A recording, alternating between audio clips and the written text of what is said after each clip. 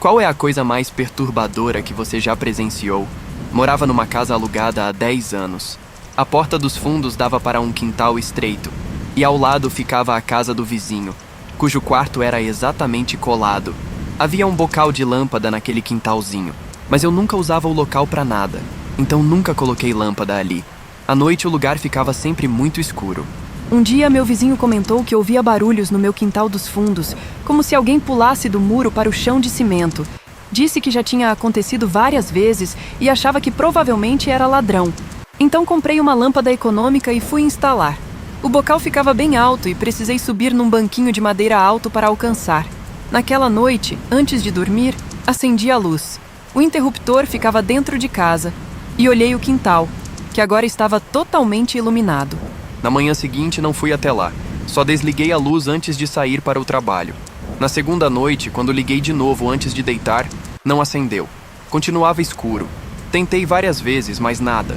Achei que a lâmpada estava queimada, mas tinha medo do escuro e do suposto ladrão. Então não fui conferir naquela noite e decidi ver só de manhã.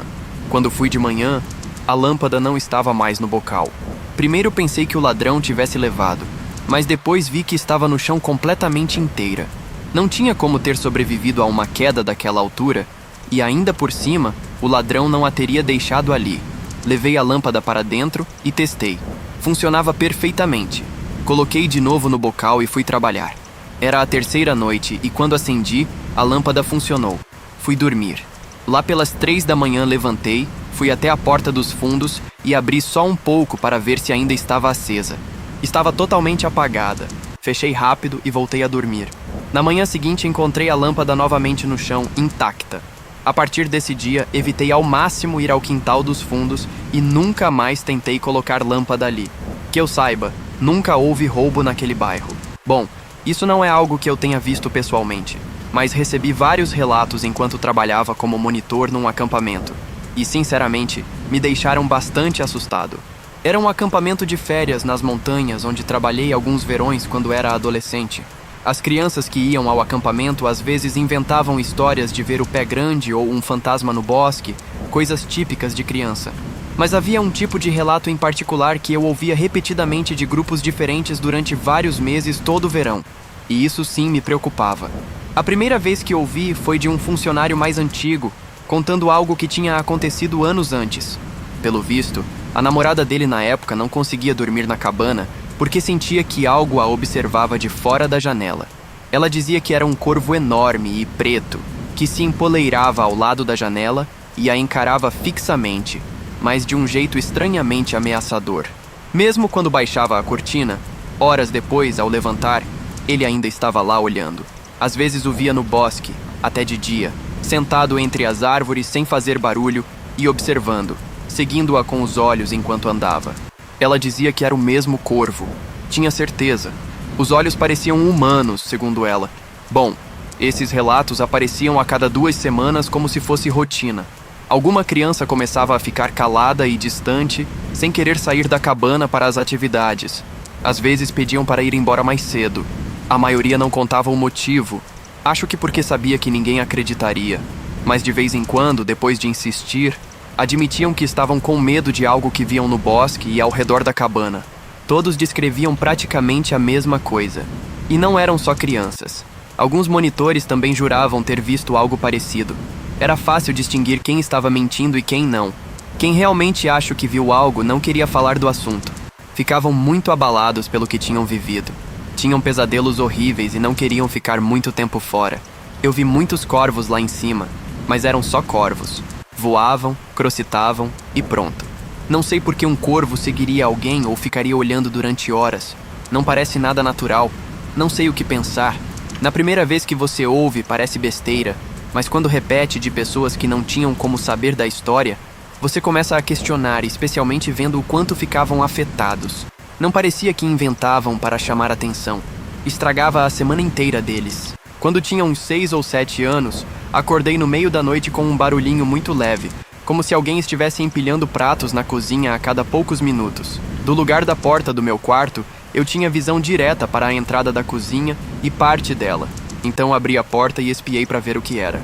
Até hoje juro que vi uma senhora idosa com olhos fundos, boca totalmente aberta, imóvel, com a cabeça virada quase 90 graus, me encarando sem se mexer.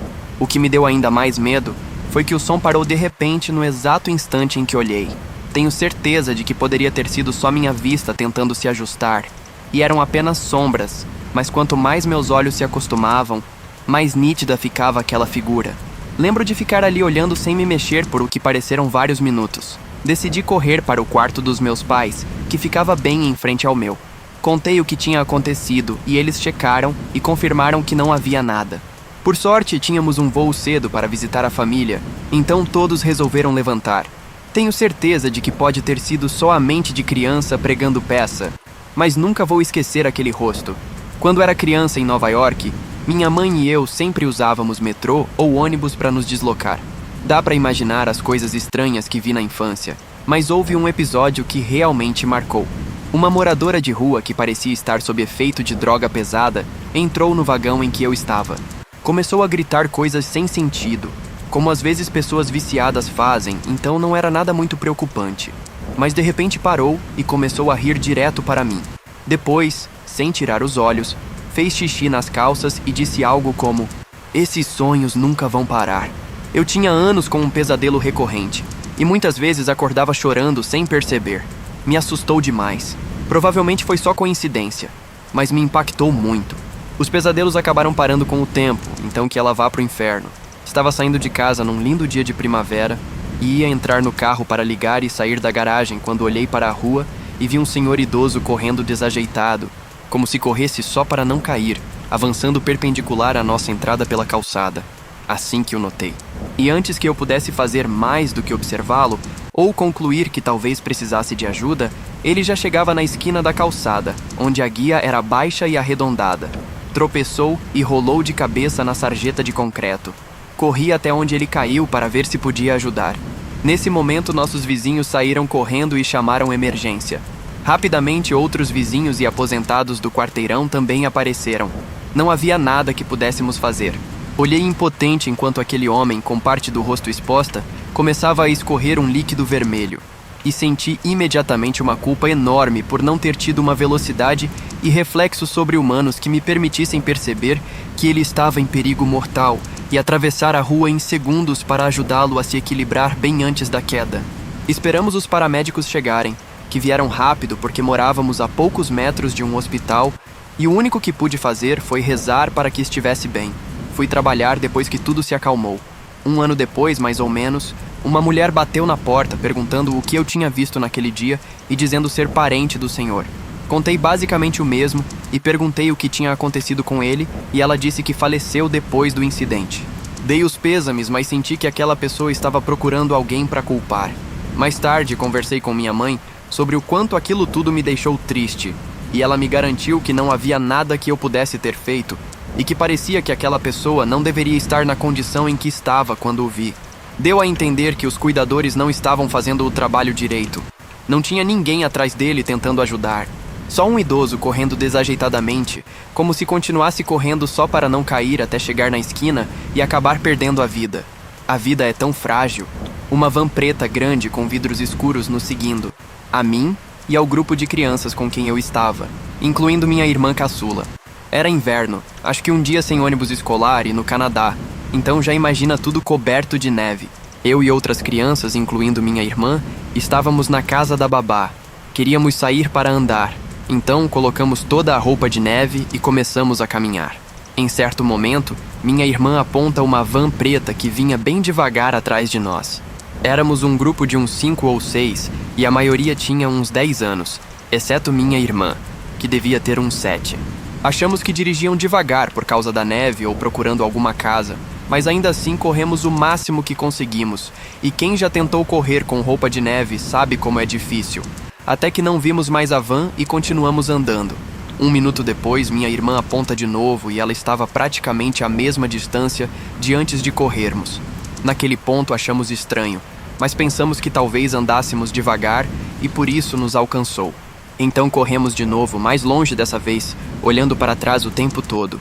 Lembro de olhar e não ver nada, e segundos depois olhar de novo, e a van estava lá outra vez. Nesse ponto estávamos todos assustados e senti um nó no estômago ao vê-la novamente. Começamos a correr como se nossas vidas dependessem disso, porque na nossa cabeça dependiam.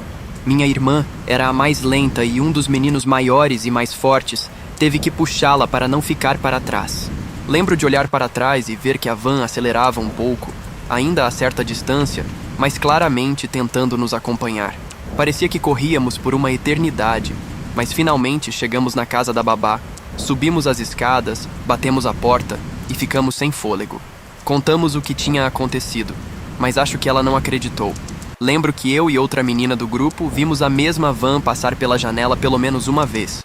Acho que foram 2. Não sei, talvez não fosse nada e nossas cabeças exageraram. Mas uma década depois ainda não consigo tirar a sensação de que aquela van era má. A notícia e que tivemos sorte de perceber a tempo. Tenho 3 histórias, 2 que podem ser sobrenaturais e uma que é simplesmente aterrorizante. Primeiro, a aterrorizante. Logo depois que nosso filho nasceu, nos mudamos para uma casa alugada bem na divisa de um bairro perigoso. Sabíamos como era a área, mas estávamos quase sem grana. Naquele momento, em plena madrugada, alguém começou a bater na nossa porta, nos xingando e mandando abrir. Tínhamos uma janelinha pequena no alto da porta, então consegui ver que era um homem lá fora, mas só uma parte dele sem que ele me visse. Por fim foi embora. Na manhã seguinte acordamos com policiais na frente da casa. Acontece que, como não conseguiu entrar, chamou um táxi, assaltou e matou o motorista. Agora as possivelmente sobrenaturais. Quando namorava minha esposa, costumava passar na casa dela antes de ela sair do trabalho e ficava até ela voltar. Via TV, ficava com o pug dela e tirava uma soneca. Fazia sentido porque eu trabalhava a uns 10 minutos dali. Bom, um dia chego, solto o cachorro, coloco de volta e vou ao banheiro.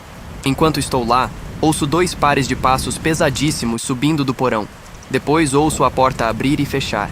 Dá até para sentir a vibração dos passos na escada e ouvir vozes abafadas, mas depois, silêncio total. Não ouvi nenhuma porta externa abrindo nem nada. O cachorro também não latiu.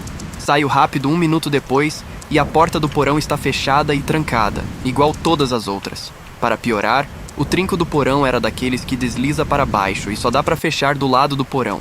A casa estava completamente vazia, exceto pelo cachorro e eu. E a última história, casa totalmente diferente. Nossa filha agora tinha uns 5 anos. Acordei no meio da noite em pé ao lado da cama, gritando feito louco.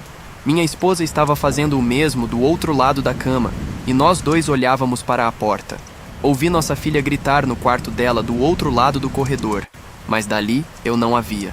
Em algum momento parei de gritar e perguntei à minha esposa o que estava acontecendo. Ela disse que tinha visto um homem levando nossa filha do quarto. Na minha cabeça, eu tinha visto exatamente o mesmo. Obviamente não era verdade, porque nossa filha estava gritando no quarto só porque acordou ouvindo os 2 pais malucos gritando. Acho que um de nós teve um episódio de terror noturno, e isso acionou os outros. Mas foi tão estranho que nós 2 víssemos exatamente a mesma coisa na mente.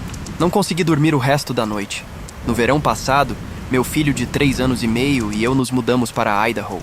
Meu irmão tinha se mudado para lá com a família dele uns 3 anos antes e nos ofereceu um lugar para ficar enquanto eu procurava a casa própria. A região é rural, campos de batata, beterraba e alfafa se estendendo por quilômetros. Tem fazendas de leite por toda parte, algumas tão grandes que parecem uma vilazinha à noite. Famílias de várias gerações, fazendeiros e vaqueiros supervisionando tudo. O condado onde estávamos tinha umas 5.000 pessoas, a maioria morando no interior, e o resto em 3 vilarejos, o maior com uns 100 habitantes, o seguinte com uns 500 e o terceiro com uns 300. Era um lugar bem de interior onde todo mundo se conhece e sabe tudo de todo mundo.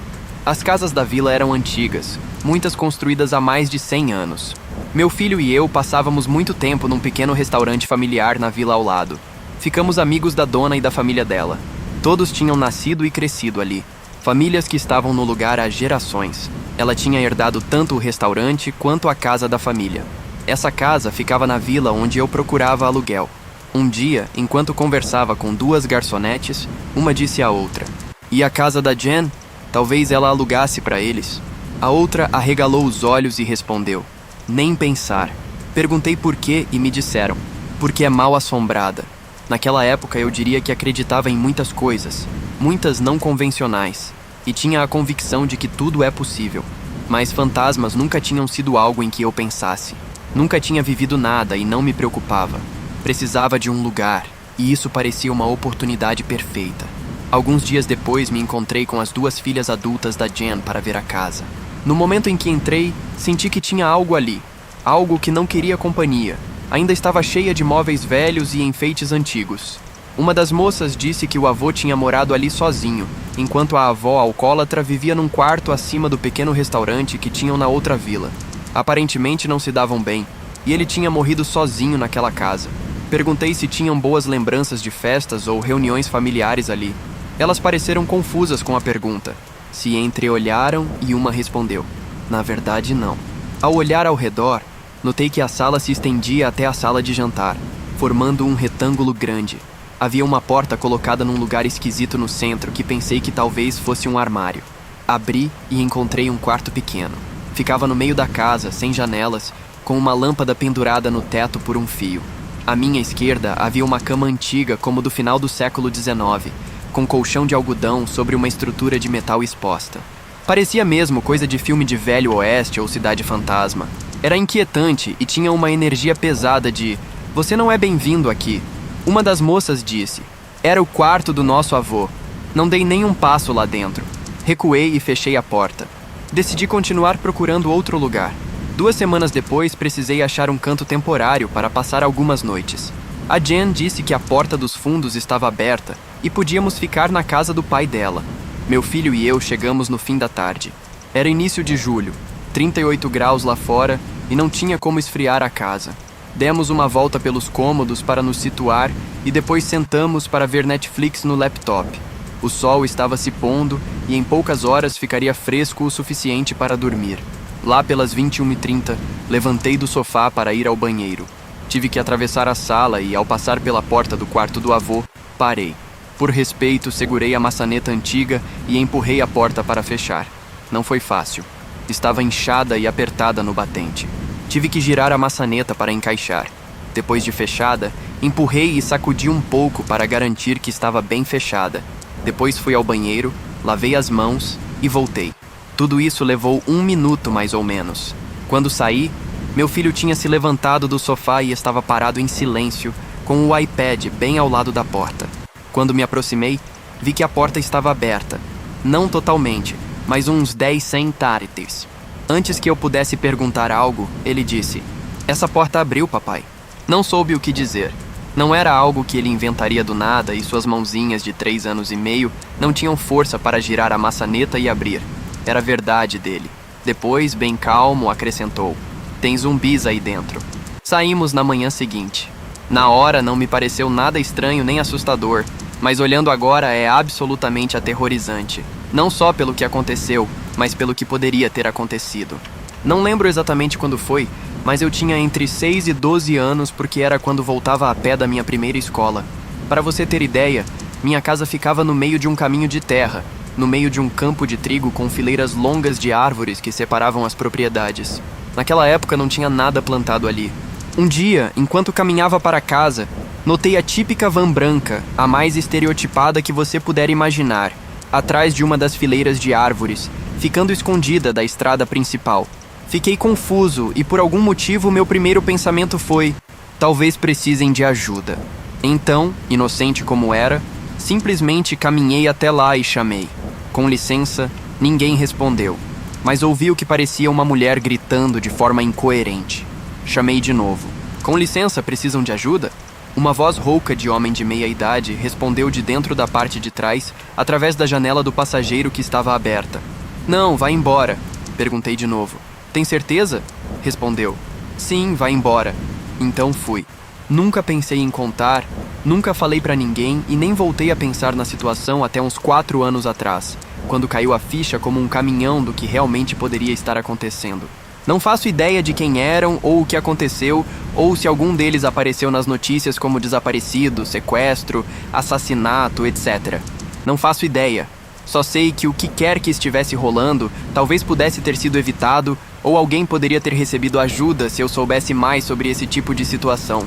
Rezo para tudo que é sagrado que fossem só 2 pessoas ocupadas e que eu tenha imaginado os gritos. Mas se não, só agradeço que ele tenha mandado eu ir embora e não me pegado também.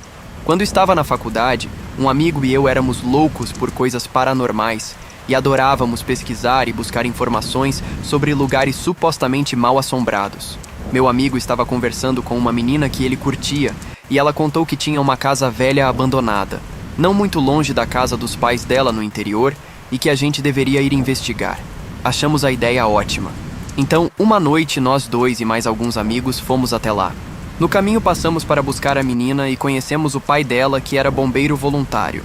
Ele nos disse que tinha havido um incêndio na casa em que morreu o bebê da família que morava ali. Ele tinha ajudado a apagar o fogo e contou que depois disso a família simplesmente abandonou o lugar e a casa estava meses vazia. Ficamos super intrigados, então fomos para lá. Quando chegamos, confirmamos que tinha pegado fogo forte e que a família tinha ido embora deixando tudo. Começamos a andar pela casa e aos poucos tudo foi ficando muito triste. A menina e os outros amigos que estavam com a gente começaram a se sentir estranhos, então voltaram para o carro. Meu amigo e eu fomos até o quarto do bebê e mal entramos, vimos um vestido de noiva completamente branco flutuando no quarto ao lado do berço. E de repente ouvimos um bebê chorar. Ficamos paralisados de medo e literalmente não conseguia me mexer. O choro continuou por cerca de 1 minuto e então a realidade e a lógica começaram a voltar e comecei a me perguntar se não haveria um bebê de verdade em algum lugar. Começamos a procurar desesperados e percebo que o som vinha debaixo do piso. Saio correndo para fora e enquanto me aproximo do espaço sob o quarto do bebê, uma figura sai rastejando debaixo da casa e começa a correr na minha direção. Eu pensando, que diabos está acontecendo? Aponto a lanterna no rosto e reconheço. Era o pai da menina. Tudo era uma pegadinha. Quando meu coração desacelerou, rimos do caso. Embora no fim tenha sido falso, continua sendo uma das coisas mais perturbadoras que presenciei pessoalmente. Quando era menina, devia ter uns 7 anos. Meus pais saíram para a loja por um instante e me deixaram sozinha em casa. Algo normal na minha vila pequena naquela época. Eu era louca por pedras preciosas e tinha uma coleção com a qual adorava brincar.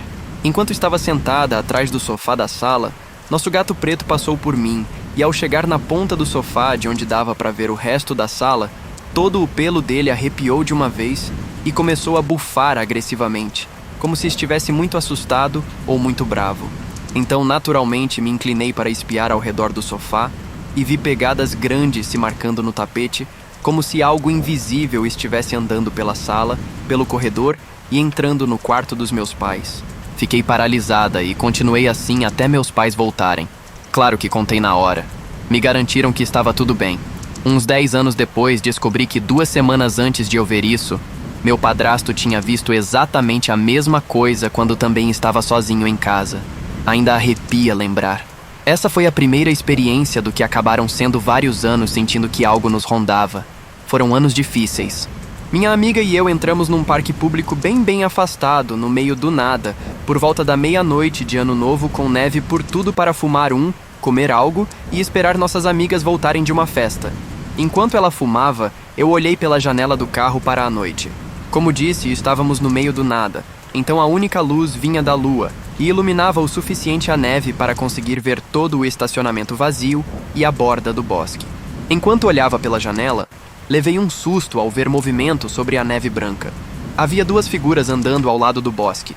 Primeiro pensei que fossem animais, mas senti um arrepio ao perceber que eram homens. Falei para minha amiga que tínhamos que ir embora imediatamente. Estava realmente assustada porque estávamos no fim do mundo. Mas justo nesse momento apareceu uma viatura subindo pelo caminho em nossa direção. Olhei de novo para o bosque e as figuras tinham sumido. O policial se aproximou e perguntou o que estávamos fazendo. Nervosas, contamos a verdade, que só estávamos esperando umas amigas. Tínhamos medo de levar multa por estar no parque fora de horário ou até ser presas porque cheirava a maconha. Mas ele não fez nada disso. Estava procurando 2 caras que talvez tivessem passado por ali e queria saber se tínhamos visto. Disse que tinha visto 2 homens na beira do bosque e que pareciam ter entrado entre as árvores bem antes dele chegar. Assim que falei isso, ele nos deixou em paz e voltou para a viatura. Totalmente apavoradas, saímos dali e encontramos nossas amigas na casa dos pais de uma delas, a uns 2 ou 3 quilômetros. Mal chegamos, contamos o encontro assustador que tínhamos acabado de ter, mas ainda não tinha terminado. Saímos para o quintal dos fundos fumar um cigarro e travei ao ver outra figura saindo da escuridão. pisando na neve iluminada pela lua. Era o mesmo policial do condado com quem tínhamos falado no parque a vários quilômetros dali. Me aterrorizou porque nunca tinha visto policial naquela área, muito menos no quintal de uma casa particular. Todas ficamos paralisadas, mas muito curiosas com o que estava rolando. Ele se aproximou e perguntou se tínhamos visto aqueles 2 homens passarem por ali. Não tínhamos visto e contamos. Perguntamos o que estava acontecendo e por que os procurava, mas ele não deu explicação. Só desejou boa noite e sumiu de novo na escuridão rumo ao carro. Até hoje não faço ideia de quem eram aqueles caras. Por que andavam pelo bosque em completa escuridão sem lanternas? Nem porque o policial os procurava.